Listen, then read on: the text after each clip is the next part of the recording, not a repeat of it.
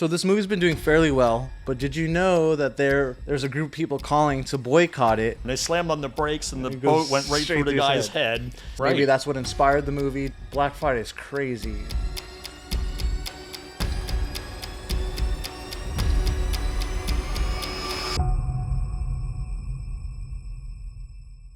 Welcome to The Real Generation Gap, the show where we review movies old and new from two generational perspectives.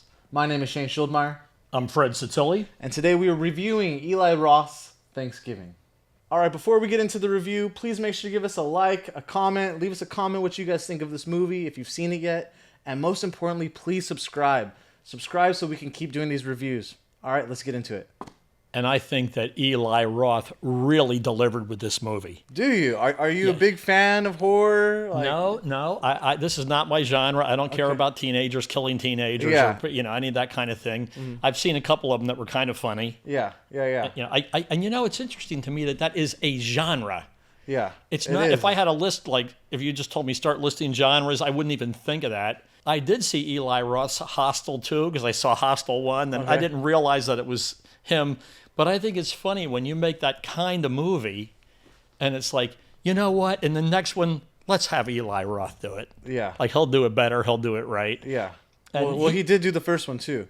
Yeah. Oh, I didn't realize that. Yeah. He did the first one, too. I just realized that he did, too. Yeah. So he's the Hostel guy. Yeah, he's the Hostel guy. Yeah. Okay. Yeah, I'm not really into horror. I don't like being scared.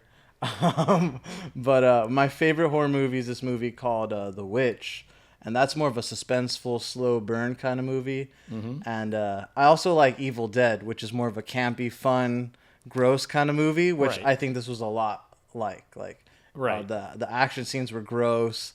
Yeah, but, when the girl was on the table saw and her guts were all coming out. And like you said, you love the scene where the forced day of the Mayflower, they're in a parade, they got the Mayflower, and they slammed on the brakes and the boat went right through the guy's head. So there was like a level... So silly. Definitely a level of comedy to this movie, which I appreciate. I think it makes it easier to watch a horror movie when it's not meant to be like gruesome and too serious. Well, this is where the setting... See, if you watch this at home... it wouldn't be nearly as good as the way I watched it on Sunday night, date night, in a theater full of teenagers. Yeah. Young people that were all, cuddling up and things of popcorn were going all over. So there was an environment for me that made it really fun. Mm-hmm. Yeah, I'm not big on horror, but I enjoyed this movie. I went in it with like a good attitude, not thinking like, oh, I got to watch this. But I didn't think it was like the most amazing thing ever. I didn't expect it to be. Of course not, no. But I thought it was fun. Yeah, and I enjoyed it. I had one of my favorite comedians. I can't remember his name right. Tim Dillon. Uh-huh. Tim Dillon was in it. And I think he's hilarious. He didn't have as big as roles as I wish he did, but he had some good one-liners in there. He was pretty funny. Congrats, everybody! But by the way, I am in the new movie, the new Eli Roth movie, starring me. I'm the star of this movie called Thanksgiving. I'm the star of it. Now, one of the things that I found interesting in retrospect, because when you watch it, you sort of take it in all at once. Mm-hmm. But there was lots of subplots. Okay. So one of the big subplots was that there was a department store, and this is what triggered the whole thing. There was a department store that was having a Black Friday sale. Yeah. And when they had the time when they were supposed to open the store, the crowd went insane and trampled each other and crushed each other. And they smashed through the windows. Yeah. And it was to get like a free waffle iron. Yeah. This first 100 people are going to get a free waffle iron. Like all this havoc and mayhem for this stupid thing. Yeah, I know, like last movie review, I said, sometimes people look into stuff too much. But when I was looking into this movie, I was thinking, okay, I think there's some kind of theme here. Thanksgiving, we're supposed to be thankful for all this stuff. But yeah, it's showing how people act with consumerism and how crazy we get and how we have no respect for each other's well-being during Black Friday for some reason. Oh, yeah, the diner lady? Yeah. The diner lady was just full of hate. Yeah. And she was in line, and she was like to kill for that. Yeah. For the free waffle iron. Mm-hmm.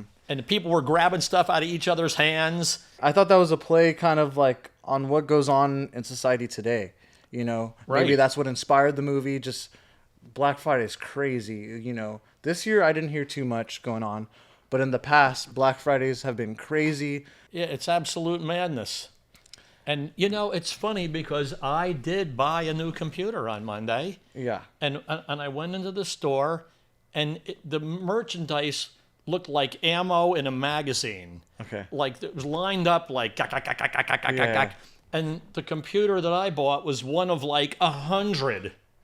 Like they didn't know me, they didn't care about me, they didn't care about the computer, they didn't care anything. It was just like, here's yours, cash or credit, what's it, boom, boom, boom. Yeah. Just really, when you see these giant container ships coming across from China, and you wonder what's in all those, that's what's in them. Like hundreds and hundreds of TVs just lined up, and every different, all kind of phone stuff just.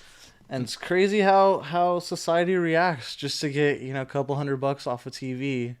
And we lose all humanity. Yeah, pretty much. Right, you become this weird animal. You become I like a werewolf. To go out and deal with any of that. I refuse. Like, there's no. I shop online. Cyber Monday is where it's at now. I don't even want to go to Costco. I mean, I'm the same way. And it's kind of like what happened in 2022 at the supermarkets. Everything went crazy. Right. A time where we should have all came together. They had to actually have like an early hour for senior citizens because otherwise they would just be mauled.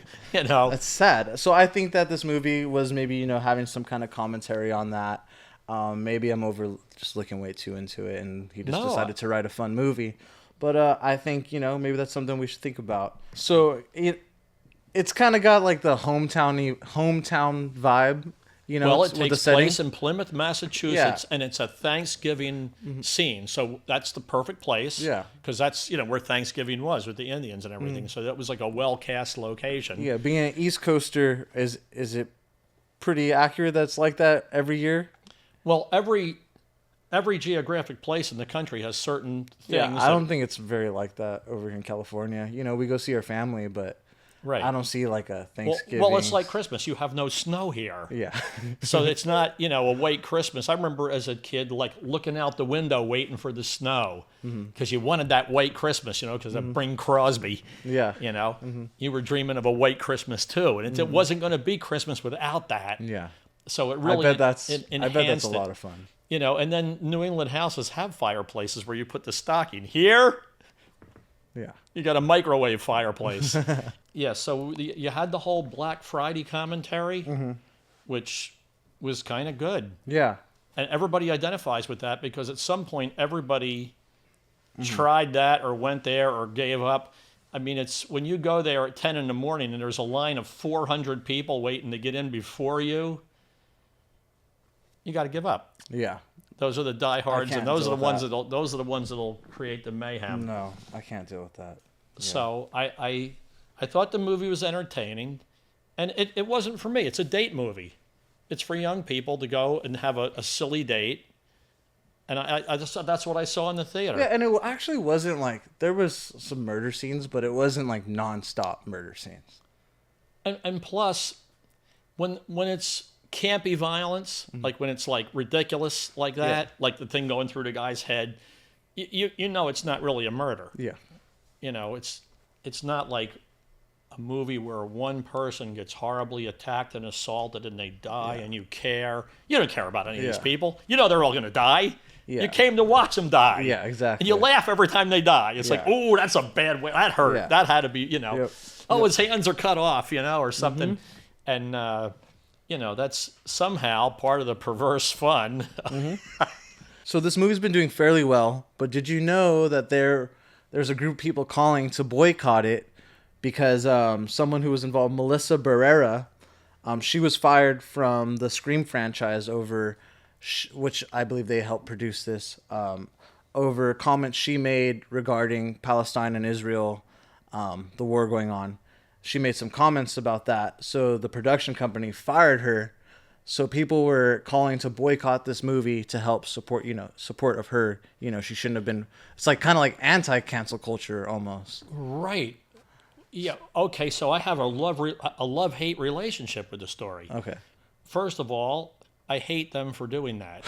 She's an actress. It doesn't really matter what she says. It doesn't matter what she does in her spare time or anything. And she's not a leading political figure that we're all waiting to see what she has to say like we do with Taylor Swift, you know? Right. So the fact that she made some comments I hate they actually took her out of the movie. I know she's part of this production company, the Scream franchise, and it says they fired her. Now, the part that I love is that the backlash is not against her doing this. It's against the production company doing this to her. Yeah. And I think we need more of that. I don't know what kind of thumb the production company is under. Yeah. That they felt this was a terrible threat to the success of their project or whatever. That stuff is too way out of hand. Yeah. This is an insignificant movie with an insignificant actress with an insignificant comment. Mm-hmm. They're going to ruin her career. They're going to blackball her. They're going to do it. It's way over the top, the reaction. So the people who called for the boycott of the movie to protest the production company doing this, I'm with them. So some of the things she posted was like, I love my Jewish friends. I stand with you in these horrible times. I empathize with your fear and pain. No one deserves to be persecuted or attacked. I know that a lot of Jewish people are not okay with what the government of Israel is doing, which is the same thing. Jewish children are dying. Innocent Jewish people are dying. Palestinian children are dying and have been dying for decades. Innocent Palestinians are and have been dying for decades, not always because of bombs, but because they live in a prison and have had vital resources limited. She goes on. But people are saying she's anti-Semitic when she literally starts off with saying how she loves her Jewish friends and community. Okay, you're pushing my button. Both of these people are Semitic. The Palestinians are Semitic, and the Jewish people are Semitic. They're Semitic people. Explain. Details. Because it goes all the way back to Noah and Noah's Ark. He had 3 sons. One of them's name was Sem, and he and his descendants are the Semitic people. One of them was Ham, and there was the Hamish people, and the third one I can't remember. But it was basically the black race, the white race, and the Arab race. This is all they knew in the biblical times. They didn't know about the Asians or anything like that. They didn't know about North America or the Aztecs. Yeah. They just knew these 3 kind of people. So in their mythology, I'll call it, if you want to look at it that way, there was 3 branches of kinds of people, and one of them were the Semitic people. So the Arabs, everybody in the Arab world is a Semitic person. So these people they're all Semitic people. It doesn't matter if you like one or the other. You can't be anti-Semitic. They're both Semitic. If you know about Sem and Noah's Ark. So, yeah, this is terrible. Yeah. This whole kind of thing. This is a fun, silly movie. And to have this in the background going on is really, really inappropriate. We have Washington, D.C. for that stuff.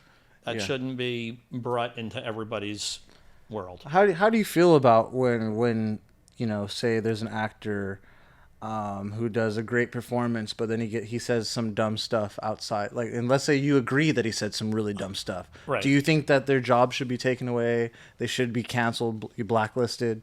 Each one of those things has got to be evaluated independently. Okay. You can't make a blanket statement, but it's just inappropriate to have these things all combined. Politics should not be in everything. It should not be in sports. I don't want it to be that if a black defenseman tackles a white runner, there's a racial issue. Yeah. Or football players are supposed to tackle each other. But you don't think that athletes should be able to make,